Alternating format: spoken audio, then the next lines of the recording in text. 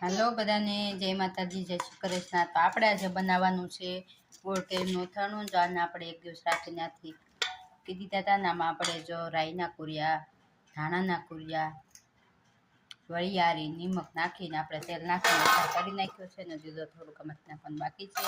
હવે આપણે આમાં નાખવાનો છે ગોળ। તો કોણ કોણ કેવી રીતના બનાવે છે જરાક કહેજો।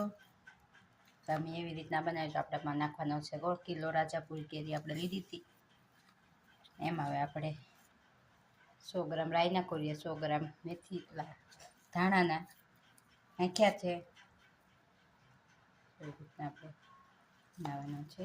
ગોળ નાખી દીધો છે, સરસ ઓગળવા માંડ્યું છે અને 3-4 દિવસ રાખશું તો સરખો ઓગળશે ને આજે આપણે ખાય 2-3 લઈ નાખીશું। આપણે મિક્સ કરીને 2-3-4 દિવસ રહેવા દેશું।